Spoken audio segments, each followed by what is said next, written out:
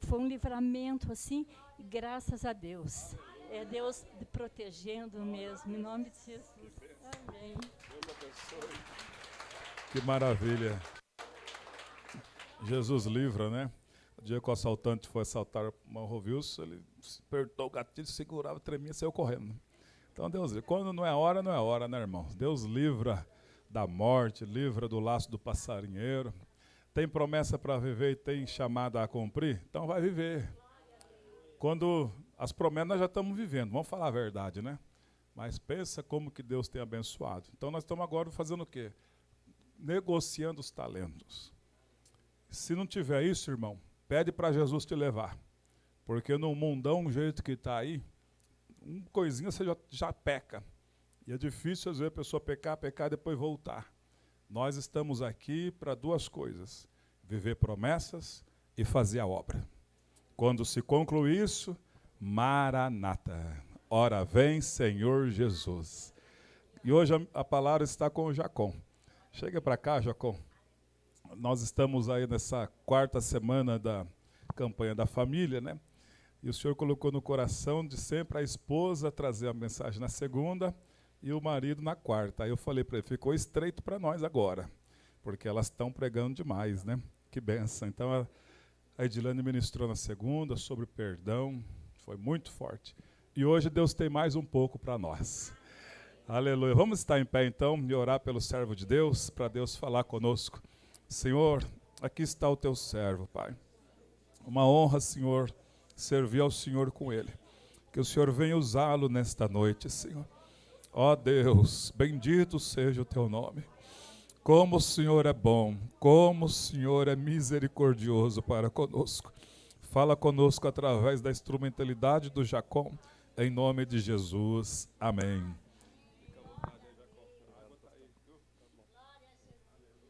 Graças e paz, igreja. Espero que estejam todos bem. O Juninho me deu uma ideia, mas eu não consegui, que eu não tenho plano médico. Eu fiquei sabendo que no postinho de saúde não dão atestado médico. O Juninho deu uma ideia, mas eu não vou conseguir um atestado para dar esse atestado para o pastor. Brincadeiras à parte. Vamos abrir a palavra do Senhor em Colossenses 3, a partir do verso 18. Quero primeiramente também agradecer ao pastor pela confiança de nos convidar, de estar aqui. Das saudações também temos alguns visitantes. Trouxe o Eduardo hoje aqui, que trabalha comigo. Seja bem-vindo. O Diego, até meu pai veio hoje. E se tiver mais alguém aí nos visitando hoje, sinta-se muito bem acolhido aqui nessa casa. Tá bem? Vamos lá. Colossenses capítulo 3, a partir do verso 18. Diz assim a palavra do Senhor. Esposas, sede submissas ao próprio marido, como convém no Senhor. Maridos, amai vossa esposa, e não a trateis com amargura. Filhos, em tudo obedecei a vossos pais, pois fazê-lo é grato diante do Senhor. Pais, não irriteis os vossos filhos, para que não fiquem desanimados.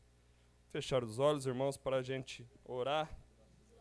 Senhor Deus, em nome do seu Filho amado, nós suplicamos que o Senhor venha nos abençoar neste momento com o ensino da tua palavra, que o Senhor venha trazer a revelação necessária aos nossos corações, para que o Senhor seja glorificado em tudo, meu Senhor.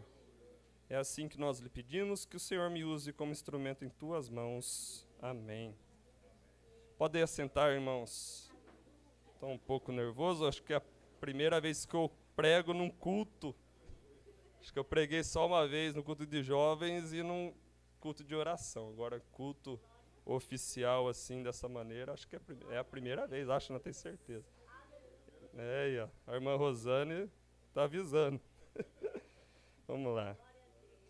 Que essa carta aos Colossenses, ela foi escrita por Paulo por volta do ano 60 e 64 depois de Cristo, no momento que ele estava preso, e é muito provável que ele estava preso em Roma, nessa época que ele escreveu essa carta para a igreja de Colossos.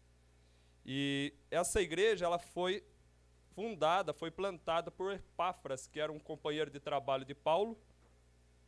E Epáfras, quando foi visitar Paulo na cadeia, ele relatou a situação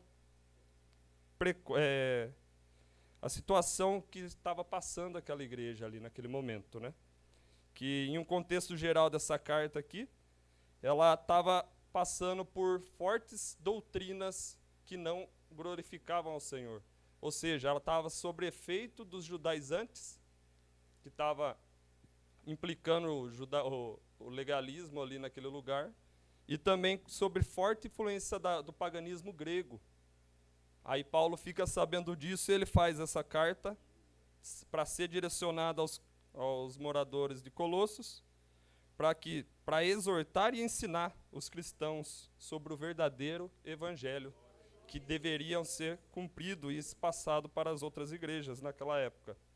Em resumo, aos versos anteriores da carta de Paulo aos Colossos, né, ela começa, na primeira sessão dessa epístola, ela começa a tratar sobre a glória de Cristo, sobre a divindade de Cristo, sobre a glorificação de Cristo, de que Cristo ele estava no meio da criação, criando todas as coisas junto com o Pai. A carta começa assim, depois, na segunda sessão dessa carta, Paulo vai exortar quanto aos falsos ensinos que têm entrado ali na igreja de Colossos, e depois ele vai entrar com os ensinos sobre o relacionamento recíproco entre os irmãos da igreja, os irmãos da fé que estavam ali na igreja naquele momento. E Paulo também vai tratar como o corpo de Cristo tem que se comportar uns com os outros. Paulo fala também da nova vida que os cristãos têm de viver após estarem com Cristo. E olha só o que diz em Colossenses mesmo, no capítulo 2, no versos 6 e 7, diz assim: Ora, como recebestes Cristo Jesus, o Senhor, assim andai nele, radicados e edificados e confirmados na fé, tal como fostes instruídos, crescendo em ações de graça. Se tem uma coisa que a gente não pode deixar de levar em consideração, é que a gente já morreu com Cristo, estamos com Ele neste momento. Então a gente não pode de maneira nenhuma desvincular a nossa vida espiritual com Deus com o nosso momento social. Cristo, ele faz parte do nosso momento espiritual e também social. A gente não pode, em momento algum, falar que, lá em casa, rapaz, está uma briga com a minha esposa, briga palavrão e briga com os filhos, está um perrengue lá em casa, mas a minha vida espiritual com Deus, pastor, tá 10, pastor. Está errado. Porque quando a gente se torna nova criatura, isso tem a tomar todo o nosso relacionamento espiritual e social também. Com os irmãos, com os familiares, com os pais, os filhos. Tá ok? Ele tem essa comunhão com Deus, ele tem de transbordar para todas as outras áreas da nossa vida. E olha só como que o relacionamento com Cristo, ele implica também numa nova roupagem de vida. No capítulo 3, veja aí a partir do verso 12, olha a roupagem que Paulo escreve aqui. Revesti-vos, pois, como eleitos de Deus, santos e amados, de ternos afetos, de misericórdia, de bondade, de humildade, de mansidão, de longanimidade, suportai-vos uns aos outros, perdoai-vos mutuamente, caso alguém tenha motivo de queixa contra outrem.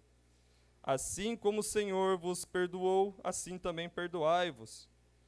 Acima de tudo, isto, porém, esteja o amor, que é o vínculo da perfeição. Seja a paz de Cristo o árbitro em vosso coração, a qual também fostes chamados em um só corpo, e sede agradecidos. Habite ricamente em vós a palavra de Cristo. Instruí-vos e aconselhai-vos mutuamente em toda a sabedoria, louvando a Deus com salmos e hinos e cânticos espirituais com gratidão em vosso coração. E tudo o que fizeres, seja em palavra, seja em ação, fazei-o em nome do Senhor Jesus, dando por ele graças a Deus Pai. E outra carta também bem semelhante a essa aqui, é outra que Paulo também escreveu, que é a carta aos Efésios. Lá, ele implica desde a primeira sessão e vai indo da mesma forma que ele foi tratando na carta aos Colossos, né, que ele começa a tratar da comunhão com Deus, com os irmãos, com a família, no trabalho, os filhos, o trabalho depois. A mesma estrutura de carta Paulo faz em Colossos e aos Efésios. Só que uma coisa bem interessante é que lá em Efésios, Paulo ele instrui a igreja a ser cheia do Espírito Santo para depois estar cumprindo o que Deus ordena a eles, né? Que diz lá assim: não vos embriagueis com vinho, no qual há dissolução, mas deixem-se encher pelo Espírito, falando entre vós com salmos, entoando e louvando de coração ao Senhor com hinos e cânticos espirituais. Se Efésios, Paulo nos exorta a sermos cheios do Espírito, em Colossenses, Paulo nos exorta a sermos cheios da palavra. Que Paulo diz assim no verso 16, do capítulo 3 aí de Colossenses: habite ricamente em vós a palavra de Cristo, instruí-vos e aconselhai-vos mutuamente em toda a sabedoria, louvando ao Senhor com salmos e hinos e cânticos espirituais com gratidão em vosso coração. Habite ricamente a palavra do Senhor em vós. Habite ricamente o Espírito do Senhor em vós. Ou seja, um não é desvinculado do outro. Deus ele não vai agir somente com o Espírito e deixar à parte a palavra. E também não vai usar a palavra e deixar à parte o Espírito. Deus ele usa dos dois para cumprir em nós o Evangelho de Cristo. Bem? E eu esqueci de falar no início, o tema dessa palavra de hoje é o senhorio de Cristo sobre a família. Por que esse nome, né? Que Paulo ele vai indicar aqui certos códigos éticos, algumas maneiras éticas sociais que muitos outros povos pagãos que não são cristãos acabam usando. Né? Todo mundo sabe que os filhos têm que obedecer o pai, o marido tem que amar a esposa, né? Todas essas coisas. Só que qual é a motivação do coração dos pagãos, de quem não crê em Cristo? É outra motivação, né? É o momento do ego da pessoa. Já os cristãos, não. Paulo nos exorta a fazer isso de uma maneira totalmente diferente. Veja aí a partir do verso 18 de Colossenses 3. Fala assim: esposas, sede submissas ao próprio marido, como convém no Senhor. Agora no verso 20. Filhos, em tudo obedecei a vossos pais, pois fazê-lo é grato diante do Senhor. No verso 22. Servos, obedecei em tudo o vosso Senhor, segundo a carne, não servindo apenas com vigilância, visando tão somente agradar aos homens, mas em singeleza de coração, temendo ao Senhor. No 23, tudo quanto fizeres, fazei-o de todo o coração, como para o Senhor. No verso 24, cientes de que recebestes do Senhor a recompensa da herança, a Cristo, o Senhor, é que estais servindo. Ou seja, tudo que a gente fizer, seja em palavra, seja em ação, a gente tem que fazer em nome do Senhor Jesus, para que o Pai venha a ser glorificado, Cristo venha a ser glorificado juntamente com o Pai e o Espírito. Que a gente não podemos nortear nossa vida sem Deus. Essa carta, ela instrui aos cristãos. Não adianta falar essas coisas para quem não serve a Cristo. Quem não serve a Cristo já sabe as diretrizes que deve seguir. Essa lei está implantada no coração, só que eles não querem obedecer. O que acontece é que Paulo exorta os cristãos a cumprir a vontade do Senhor. Já que eles agora estão em Cristo, eles tendem a cumprir o que o Senhor ordena, né? Que se uma casa ela não é edificada, como diz lá em Salmo 127, se o Senhor não edificar a casa, em vão trabalham os que a edificam, né? Devemos estar debaixo do senhorio de Cristo. Cristo sendo o Senhor da direção de todos os nossos relacionamentos sociais e espiritual, principalmente com Deus, né? E em questão também do texto, né, que Paulo diz assim: esposas, sede submissas ao próprio marido, maridos, amai a vossa esposa, não tratei com amargura, filhos, obedecei vossos pais, porque é grato diante do Senhor, pais, não irriteis vossos filhos. Creio aqui que Paulo tem escrito cada item para cada membro da família de Cristo, sendo as suas maiores dificuldades dentro de uma família, dentro de um relacionamento. Se tem uma coisa que é muito difícil para a mulher, é ela ter o marido como cabeça de casa. Isso a gente vê desde lá do Éden, né? Quando a Eva desobedece, né? Tudo. Eu esqueci de anotar esse texto, só lembrei dele só. Acho que é Gênesis 3:16. Deixa eu ver aqui. É isso mesmo. E a mulher disse: multiplicarei sobremodo o sofrimento da tua gravidez, em meio a dores darás filhos, e o teu desejo será para o teu marido, e ele te governará. Ou seja, o pecado, ele corrompeu a estrutura de família e faria com que a mulher tivesse esse desejo de comandar a casa. Só que Deus colocou o homem como cabeça da casa. Logo, a gente vai aprender um pouquinho mais sobre submissão. Se essa é a maior dificuldade da mulher numa família, também tem a dificuldade do homem. A maior dificuldade do homem, creio eu, como marido de casa ali, é o quê? Da gente não amargurar nossas esposas, né? Eu vou tratar disso também. E a maior dificuldade, a Edilene cantou a bola segunda-feira aí. Depois eu vou explicar isso daí. Estou devendo essas, lembra eu. E a maior dificuldade dos filhos, adivinha? Obedecer aos pais, né? Então, eu creio que Paulo ele vai situar essas palavras-chave para indicar ali quais as maiores dificuldades de cada um dentro da família da aliança de Deus.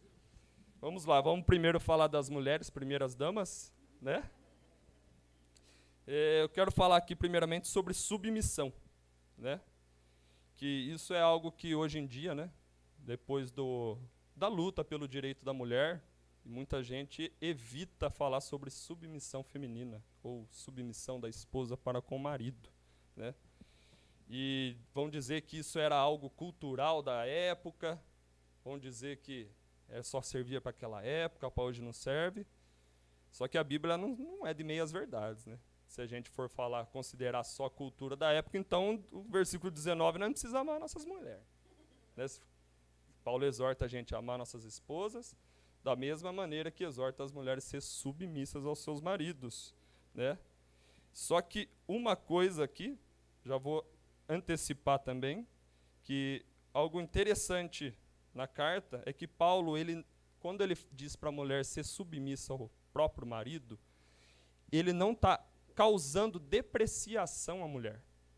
Isso é um erro que a gente encontra muitas vezes na sociedade, né?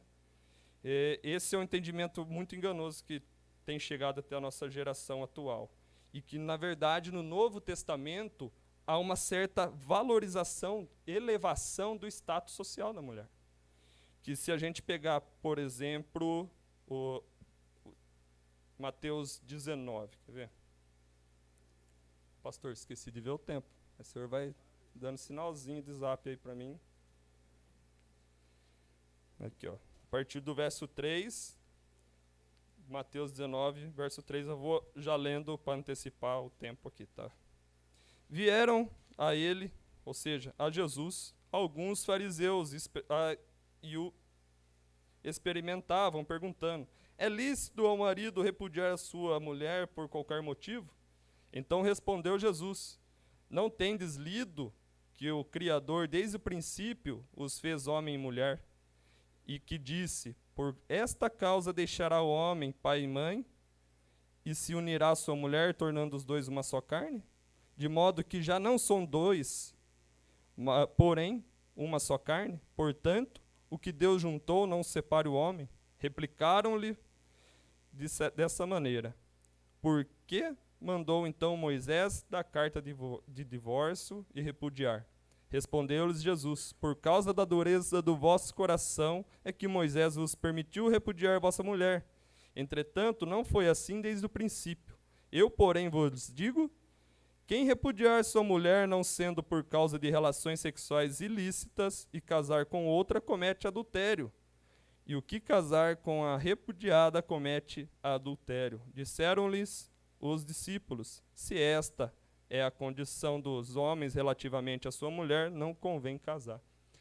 A gente observa aqui nesse verso 10 que quem se escandaliza com o casamento é os próprios discípulos de Jesus, né? Que os próprios discípulos de Jesus disse. Então, dessa maneira, já que a gente não pode dar carta de divórcio, acho que é melhor nem casar, né? Ou seja, se a mulher queimar o feijão, deixa quieto. Ou seja, esse era a visão do Antigo Testamento dos judeus, não somente dos judeus, mas também de toda a Grécia, de todo mundo naquela época. A Grécia também, a cultura grega, eles tinham a mulher como objeto. E também ouvia relatos, eu li em um livro desses tempos, que os fariseus tinham a capacidade de orar, agradecendo a Deus por não ter nascido mulher. Então, a tamanha depreciação. Mas o que acontece? Jesus, ele vem mudando isso, né? Quem que foi qual foi uma das maiores notícias da história, gente? Foi a ressurreição de Cristo. Quem teve essa honra de anunciar a ressurreição de Cristo? As damas, as mulheres, né? E isso no Antigo Testamento, a aliança de Deus era só para com os meninos. Em Cristo, veio através do batismo sobre as mulheres também. As mulheres fazem parte da aliança de Cristo. Ou seja, tem elevado esse status da mulher do primeiro século até os dias de hoje. E vamos falar também, agora também não, vamos continuar falando sobre submissão, de que ela não quer dizer que ela é obediência absoluta, né? A submissão, ela não tem esse significado do qual o português a gente conhece, que é obediência absoluta ao próximo. Que no dicionário português, ele significa, eu marquei aqui, condição em que se é obrigado a obedecer, subordinação. É o significado da palavra submissão no português. Só que se a gente pegar para analisar no dicionário grego, submissão não tem esse significado. Submissão, ele quer dizer estar debaixo da missão. Ou seja, a mulher, ela está debaixo da missão junto com seu marido. Não está falando de hierarquia, de domínio, de ela estar ali apunhalada na mão do marido. Ou seja, ela está numa submissão junto com o seu marido. Ela é submissa, ela está numa submissão quando ela honra seu marido, quando ela cuida dos filhos. Ou seja, ela é uma adjuntora, ela é também uma auxiliadora, ela tem a missão dela como mãe, como esposa. Então, a intenção de submissão não é depreciação do ser humano, como diz o dicionário português. No grego é outro significado para essa palavra submissão. E essa submissão não é só da mulher para com o marido, também o homem também tem que ter a submissão dele com a mulher. Ele tem a missão dele de ser o cabeça do lar, de ser o provedor do seu lar, de trazer a família a Cristo. E isso que é a missão que a família, os pais, os representantes da família têm dentro da aliança com Cristo. E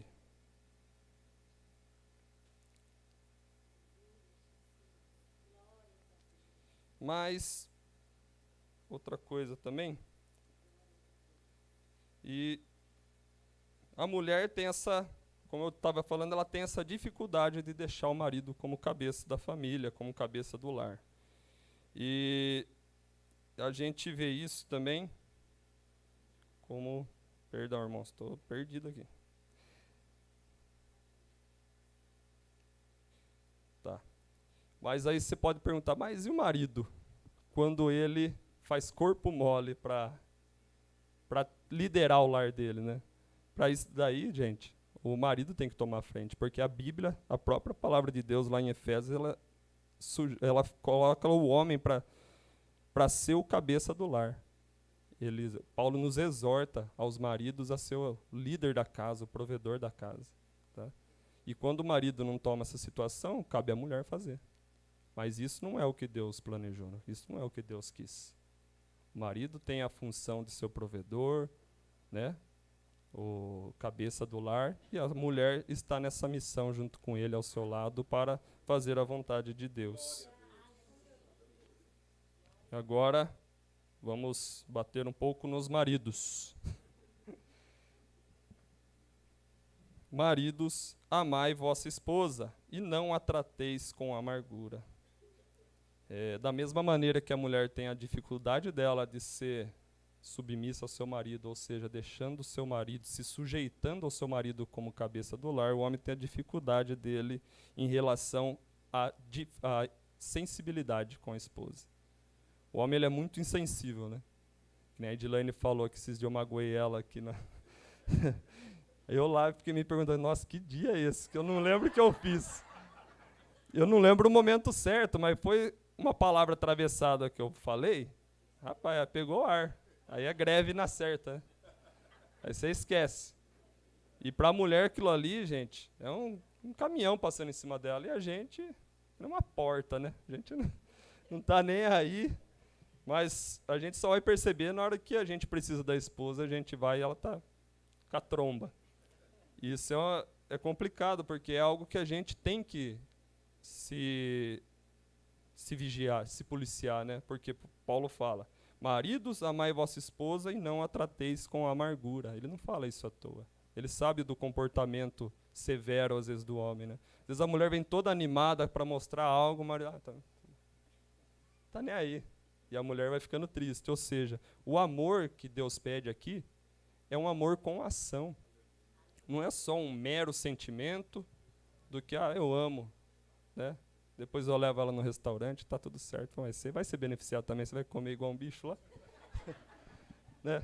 Se for ver.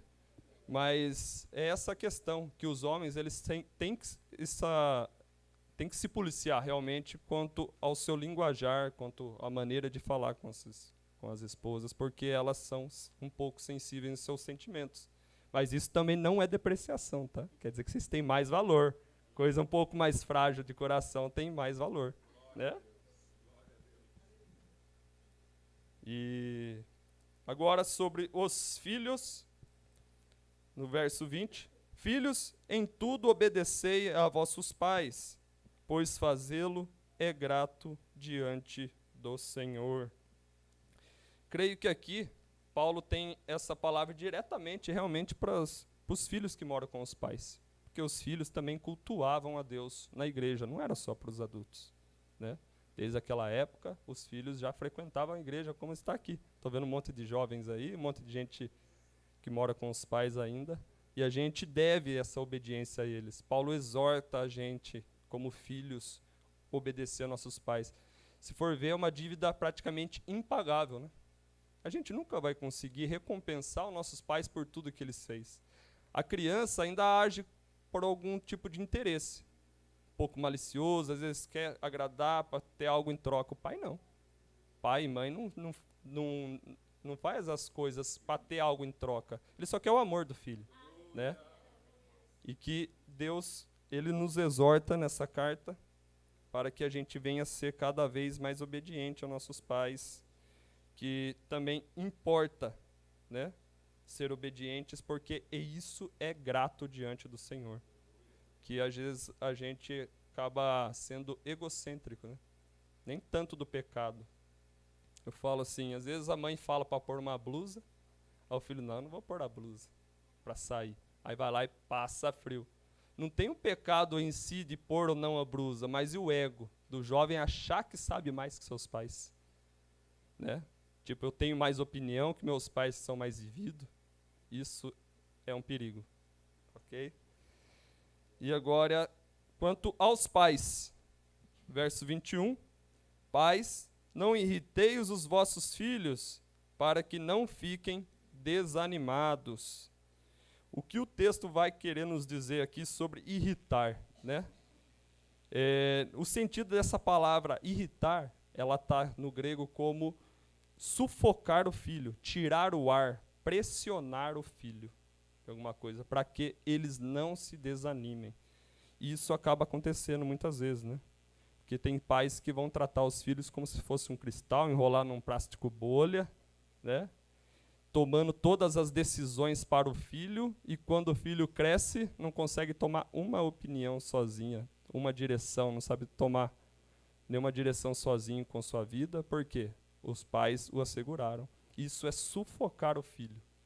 É um aspecto que a gente tem que vigiar, tem que ensinar eles a tomar as próprias decisões da vida deles. Outra questão também é a maneira que a gente acaba sufocando nossos filhos, ao ponto de acabar irritando eles, é quando a gente quer fazer dos nossos filhos os nossos sonhos. Quando a gente quer fazer deles os nossos sonhos que a gente não realizou na nossa vida, fazer nossos filhos. Nossa, a alegria da minha vida é meu filho ser um advogado. A alegria da minha vida é se minha filha for uma médica. E a gente acaba pressionando eles para ser algo que às vezes eles nem querem. Mas para quê? Para agradar a nós. Sendo que a palavra de Deus nos instrui para que a gente venha conduzi-los para ser servos do reino de Deus, né? Uma coisa, eu acho que é muito difícil alguém chegar no pastor, pastor, ora pelo meu filho, que eu quero que meu filho seja pastor, quero que meu filho seja missionário. Isso daí, eu falo por mim, eu nunca pedi oração para o pastor. É raro, às vezes, eu orar para Deus usar meus filhos na obra do Senhor. Mas pedir para que eles vão bem na escola, não que seja errado, tá? É questão de prioridades, né? A gente sempre ora, porque vai bem em tudo, vão bem no estudo, no trabalho, mas para a obra de Deus a gente acaba negligenciando a maioria das vezes, tá? E outra coisa também que a gente pode se perguntar, dependendo quem pode estar aqui. Mas eu moro sozinho, eu não tenho família, eu não tenho filhos, né? Minha família me deixou, moro sozinho, só eu e Deus, né? Em Cristo, a gente temos uma família espiritual, na qual estão todos congregados aqui. Aqui tem muitos pais adotivos espirituais, muitos filhos espirituais, muitos irmãos espirituais, né? Aqui é o momento para quem está sozinho, né, poder se deleitar com a família de Cristo, né? Aqui é o corpo onde um vai consolar o outro, um vai confortar o outro, né? O que não falta aqui é mães espirituais, né? Mães, pais, irmãos, filhos, né? É lindo ver isso na igreja. Pessoas um adotando o outro para a família de Cristo. Isso é o que vai confortar. E é o dever da igreja também, né? De cuidar das viúvas, cuidar dos órfãos. E é isso que é adotar um membro para a família de Cristo. Tá? Agora, partindo para algumas considerações finais. Está encerrando já. Aí você pode perguntar assim, mas é muito difícil de cumprir essas coisas que Paulo escreve, né? Muito difícil para a mulher ser submissa, é muito difícil para a gente deixar de ser grosseiro com a esposa, é muito difícil para o filho ser totalmente obediente. Por que Paulo vem escrever todas essas coisas tão difíceis, né? Sabe para que é isso, irmãos? Para a gente ver a beleza do Evangelho atuar na vida de cada um, no membro da família da aliança de Deus, tá? Porque não é normal a gente ver por aí esposas submissas aos seus maridos, sujeitas à vontade da família, do jeito que Deus ordena. Não é normal a gente ver por aí. Isso é a transformação que o Evangelho faz, né? Maridos também que tratam super bem a esposa, que levam ela ao lado, né? Ao lado da costela, né? Ama com a verdade de estar conduzindo no amor, com ação mesmo, aquela maneira. Não é normal da gente ver por aí. É outro fruto do Evangelho. É o Evangelho que transforma. Filhos totalmente obedientes aos pais também não é normal a gente ver. O que vai acontecer? com a obediência ao Evangelho. O fruto do Evangelho produz isso. É Cristo quem produz essas coisas, né? Então, a gente, só para ressaltar aqui, a gente não pode levar uma vida espiritual com Deus tendo desvinculado a nossa vida social. Às vezes a gente pode realmente achar que está tudo bem com Deus e lá fora está tudo uma bagunça e achar que está bem. E não é isso. O poder do Evangelho, ele tem de influenciar, tem de transbordar para todas as áreas sociais da nossa vida. E se fosse para mim continuar, que o tema é sobre família, nós não temos muito tempo, é que ele vai tratar de trabalho depois, vai tratar como o servo deve obedecer seu patrão, como o patrão deve servir o teu servo, o seu empregado. São várias áreas da nossa vida que a gente tem que cuidar e deixar Cristo ser o nosso Senhor. Isso é estar debaixo do senhorio de Cristo. O senhorio de Cristo, ele deve fazer parte de todas as partes da nossa vida, né? E por mais que o projeto de família que Deus criou, pode parecer que está abalado, né? Mas é Deus que cuida, é Deus que preza pela família dele, pela família que ele constituiu, pela família de aliança. Tá? Deus, ele irá cumprir a palavra dele. Às vezes a gente vê casamentos desestruturados, famílias desestruturadas, é tudo influência do pecado, né? A gente vê em Gênesis, começa com o casamento de Adão e Eva, que ali por conta do pecado ficou um casamento bem conturbado, né? E ali passou para todos os seres humanos. Nem um casamento é mil maravilhas, mas isso é só um reflexo, que a gente vê começando com o casamento, a palavra de Deus, e a palavra de Deus termina com um grande casamento. Um casamento que Cristo comprou a sua noiva a preço de sangue, que está lá em Apocalipse. Do jeito que começa a Bíblia com um casamento de homem, termina com um casamento totalmente espiritual e um casamento eterno na qual o homem não pode acabar. É o casamento que Cristo comprou os dotes da noiva, que é a igreja. Amém? Nossa vida aqui é somente um reflexo e um espelho do casamento eterno. Amém?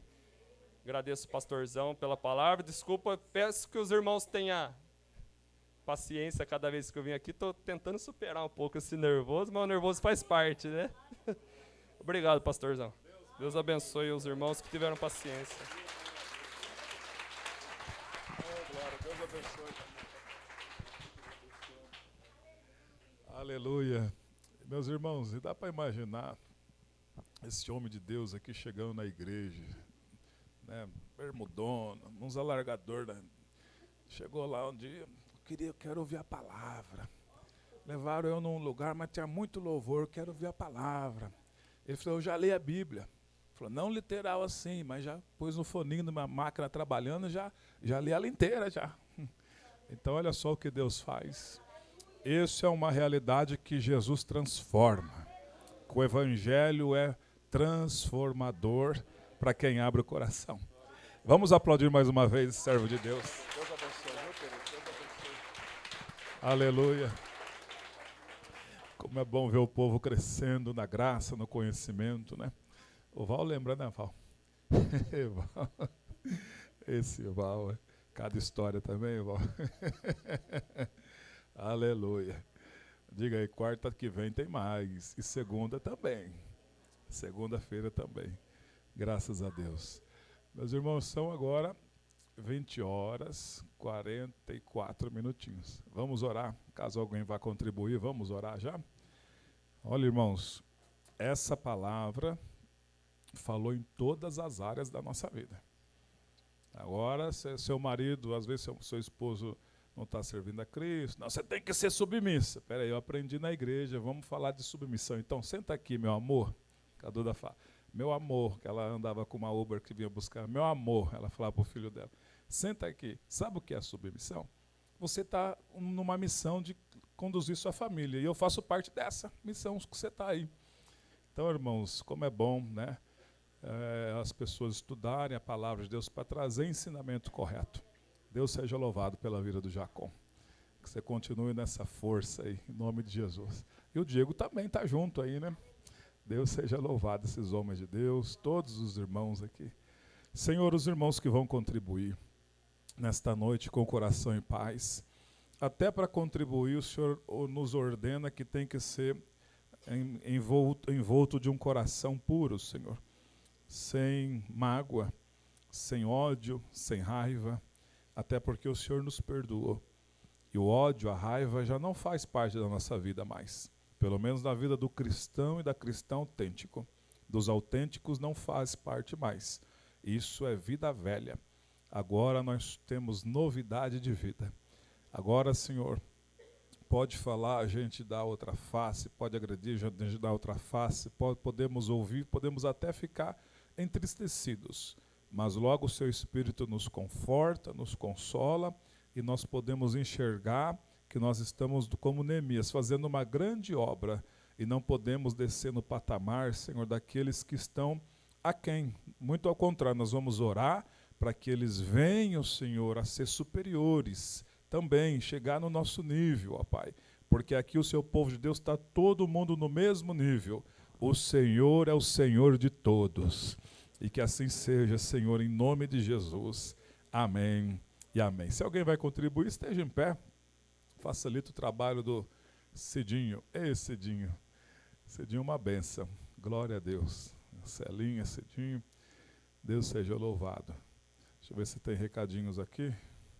Nós estamos na última quarta do mês de julho, hein? Passou rápido. Passou voando o mês de novo, né? A semana que vem já é agosto. Glória a Deus. Relatório. Orar pela Berenice, que vai fazer uma cirurgia. Nós vamos orar. E a campanha na casa da irmã Dani. Amanhã continua. Amanhã, se Deus quiser, eu quero estar lá com vocês, sim. Nossa, não estava vendo a hora. 2 semanas, né? Embora semana passada fomos lá na casa do pastor Geraldo, né? Foi uma bênção. Mas amanhã eu quero estar lá com vocês, né? Para nós dar uns glória a Deus bem alto lá. Ô, Dinão, que bênção ver o filhão assim, né? Pregando a palavra, ensinando. Olha que orgulho para o pai e para a mãe, né? Dona Lígia. A senhora nem imaginava, né? Mas olha o que Deus faz. E quando ele vem numa tarrafada só. É a família inteira, irmã Lígia. Não tem como mais. Todos já estão salvos, para a glória de Deus. Não, mas ainda tem... Não, já estão salvos. Pode descansar que no tempo dele ele trabalha. Ele é perito. Vamos estar em pé? Aleluia, Senhor. Bendito seja o Rei dos Reis e Senhor dos Senhores. Pai, nós oramos agora pela senhora Berenice, que vai fazer uma cirurgia e já está na UTI. O Senhor é o Criador do corpo humano, por isso o Senhor é quem pode usar as mãos do médico, ou o Senhor pode livrá-la de que os médicos venham tocar. Para o Senhor, a recuperação é daqui para ali. O que é mais fácil para o Senhor? Ressuscitar um homem depois de 4 dias morto, ou curar uma pessoa de qualquer coisa? Para o Senhor tudo é fácil, porque o Senhor é o Deus onipotente, onipresente, onisciente. Todo o poder o Senhor tem, toda a graça, a presença do Senhor está em todos os lugares, e o Senhor sabe de tudo. Aleluia, aleluia. Oh, glória, abençoa a dona Berenice, visita ela, Senhor. Cuida dela em nome de Jesus, ó Pai. Amém e amém. Dentre todas as coisas que Deus sabe, porque Ele é onisciente, vamos falar pelo menos 2 que Ele não sabe. Pastor, que isso? Olha aí a heresia, hein? Pelo menos 2 coisas Deus não sabe. Pergunta assim, quais? Deus não sabe o que é derrota. E o que mais? Deus não sabe o que é ter outro Deus, só Ele é. 2 coisas, pelo menos, que Ele nunca viu. Outro Deus além dele. Ele mesmo fala, não existe Deus além de mim, só Ele. E o que mais? Ele nunca viu uma derrota. Não, mas na cruz ele viu a derrota. Não. O que trouxe assim momentaneamente a derrota para ele foi os nossos pecados que matou ele na cruz. Mas ele ressuscitou para nos dar o perdão e para nos dar a salvação. Ele nunca conheceu uma derrota. Jamais, nem conheceu e jamais conhecerá.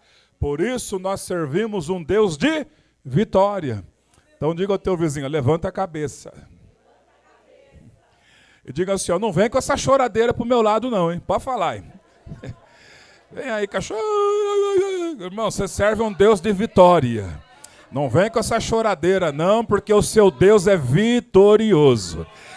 E já que nós somos filhos do Deus vitorioso, então os filhos também são vitoriosos. Tome posse dessa palavra nesta noite. Em nome de Jesus. Que o grande amor de Deus e a graça do nosso Senhor e Salvador Jesus e a doce comunhão do Santo Espírito continue com todos nós agora e sempre. Amém. Deus abençoe até quinta-feira, amanhã ou até...